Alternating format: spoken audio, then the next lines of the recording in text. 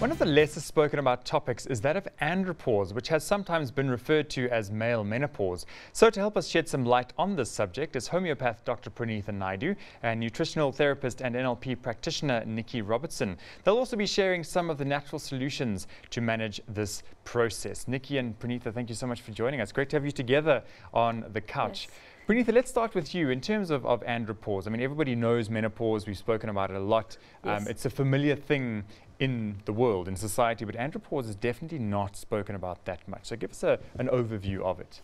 So the interesting thing about andropause is why it's not spoken about as much as menopause is that the onset is sometimes much longer than that of menopause. So we know menopause, like sort of when you get to that stage, the symptoms are prevalent, they show up much quicker, and a female actually experiences all these changes much quicker in a shorter period of time.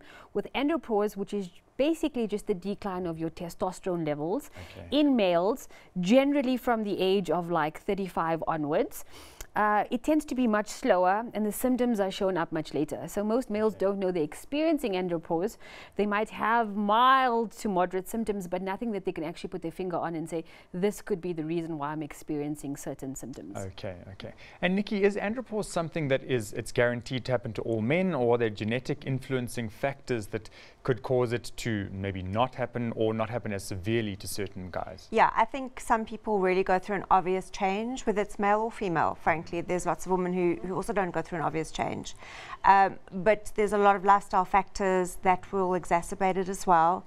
So there's many things like excessive drinking will actually aromatase your testosterone into estrogen and can exacerbate those symptoms much quicker. But men don't often associate it with aging. And any hormone loss is associated. That's what happens when we age, whether you're male or female, to a lesser or greater degree.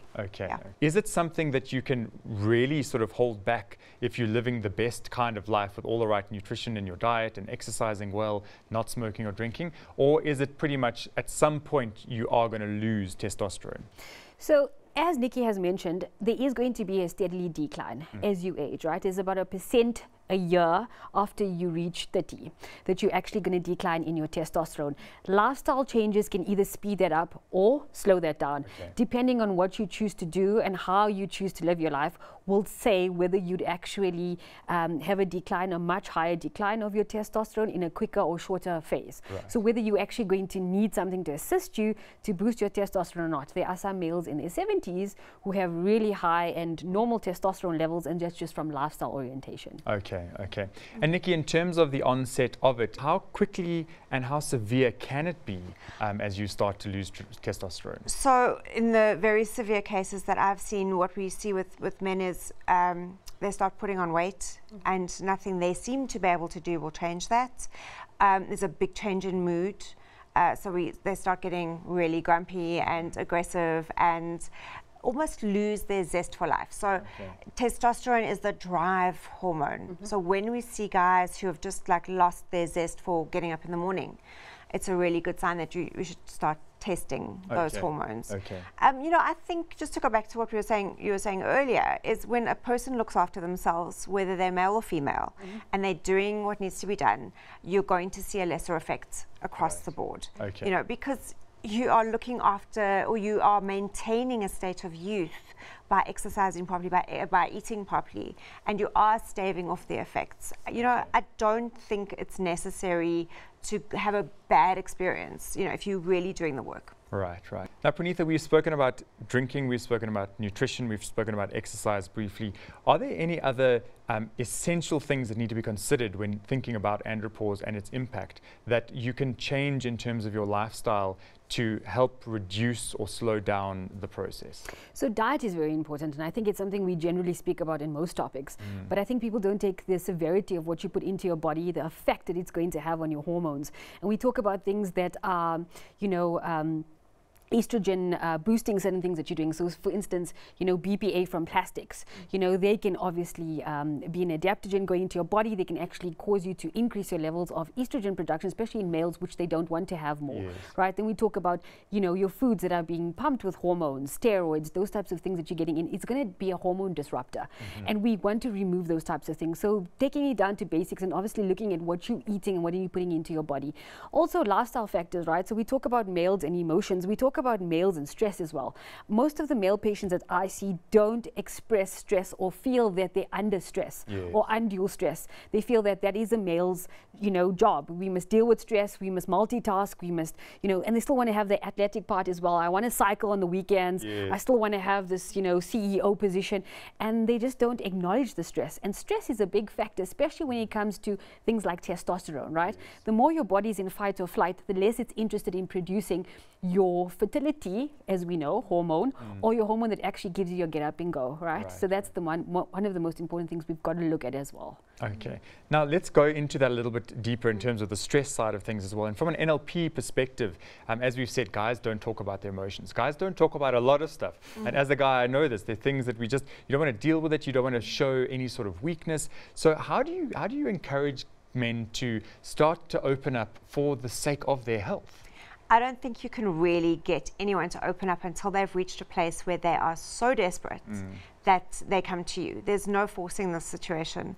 And it doesn't have to be seen as a weakness. I don't know, nowadays I think that stigma is gone, where talking about what, you can call it coaching. That's where the NLP comes in. Instead of calling it psychotherapy, we can call it coaching, just to reframe the perception that it's not a weakness. This is just something that we all go through, and there's tools to help anybody. But just to go back on the lifestyle factors as well as the sleep, and that goes back to the brain function, because we make these hormones, we make muscle while we're sleeping, and not acknowledging the stress is part and parcel of not getting enough sleep. I don't know anyone that gets enough deep or restorative sleep. Praneetha, in terms of herbal remedies and supplements and things that we could be taking to assist in the process, what is available? So I think the first place I'd like to start with is, if you ever feel that you are having a declined testosterone level, I would suggest go to your practitioner and have it tested first, okay? Secondly, if you see the lifestyle is a problem, I'm not exercising, I'm not doing corrective exercise. Nikki and I were talking about it earlier. There's one or the other schools of thought when it comes to exercise in males. It's either I'm doing endurance and I'm going to do endurance and I'm going to do it hard, or either I'm going to do weight training and I'm going to only do weight training. And you need the balance of both. Right? You need that weight training, you need the endurance, burst exercise, HIIT type of training. Those things need to be incorporated, right? The cardiovascular type of exercise as well. So try and incorporate that. Then if you feel that, I've done all of this and I still feel like my testosterone levels may be low and it's been isolated in a blood test, then things that you can do from a natural perspective.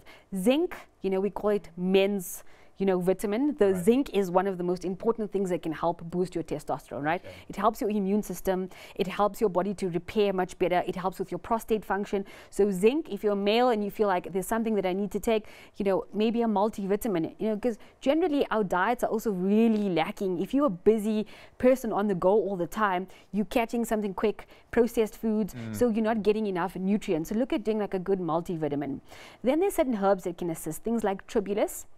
And tribulus specifically works with your body in order to help it to push out more serum testosterone. So that can help your body. But if there is hormonal imbalances, things like your DHEA, which is known as your mother hormone, if that is declining, and that does happen over age, as you age, that can have a contributing factor to low testosterone. So maybe that needs to be replenished. So there's a lot of other factors that you can do. But I would say, anti-inflammatory things like omegas are important. They can also help balance off hormones. Things like ginseng, especially Siberian, especially when you go into that low testosterone. The one thing that men do isolate as being a symptom is feeling tired. And that's something males shouldn't have, because testosterone is that giving you that get up and go, that endurance. So things like ginseng can help with that. Okay. Now, speaking of feeling tired, and we also discussed muscles and training and things like that, Nikki, in terms of andropause and the physical, I don't want to say wasting away, but the deterioration of muscles, how is that linked? Because obviously as we age, our muscles, the muscle tone starts to deteriorate, all of those things, and we can work out as hard as possible, but there's still some deterioration. How does that whole Sure. system work? So working out doesn't build muscle. It tears muscle down, and you've got to replace that with protein. Right. To get the protein into the cell, you need carbohydrates. So you can't leave out any of these things. Yes. You need the healthy fats also to moderate the hormone production. So we need all of our macronutrients.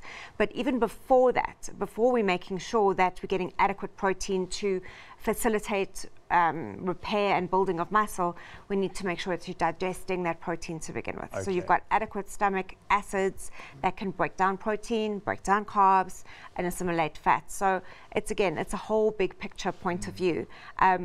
So that is key, knowing when to eat after training or what to eat before training, Right. whether you're doing endurance, whether you're doing strength training or resistance training. These things all play a big role. You can't just go eat a packet of chips and think, well, this is my carbo loading. That's not the right material you need to put that muscle cell back together. Yes. So there is a science behind it, and it's very specific to the individual as well. Okay. Now, a question I'm going to put to both of you is something that is so synonymous with menopause is hot flushes. Do men experience that kind of thing or something similar, or how does that work? So I do find some male patients, and not all, that do have night sweats more than anything else, and I think that goes with the weight gain. So remember, the biggest thing, and Nikki and I was talking about this, is that if you compare yourself to a male as a female and you go to the gym and you train exactly the same, you'll see a male will cut much quicker than a female does, and that's because of testosterone. Now, if you age and you start putting on more fat and more weight, especially around that middle area, and you're gaining too much weight, your body has more estrogen as a male, right? Especially if you're developing the male boobs, all of those types of things that you're going through, the hormonal imbalances, and you're feeling that, then it could be that you have more estrogen, and that can cause you to get the night sweats. Okay. And so then we know, okay, maybe we need to detox the bad estrogen out of your system. Yes, yes. Okay. And from your perspective, Nikki, what are you seeing? Seen it a lot, but they don't think of it as hot flashes. Yes. It's a lot of guys say to me, I'm just sitting here and I'm sweating. Can someone turn the aircon on? It's like, when it's on. Yeah. And again, it's exactly what you say. So this comes down to abdominal adiposity. And why do we get that? Well, it's sugar intake. Yes. So when the insulin goes up, it's on a seesaw with the testosterone. As we see insulin increase, we see it suppress testosterone. And simply supplementing testosterone is not going to push down that insulin. Yes, yes. We've got to get rid of the junk carbohydrates and the junk sugars in the diet to bring the insulin down, so we can naturally stabilize testosterone levels that way. I think this whole discussion has just shown once again that the importance of continuing to live a healthy life as you age is to keep a balanced diet, keep exercising, but in a balanced way, and make sure that you're doing the best that you possibly can for your body. So ladies, thank you so much for sharing some insight into Andropause with us. Thank you.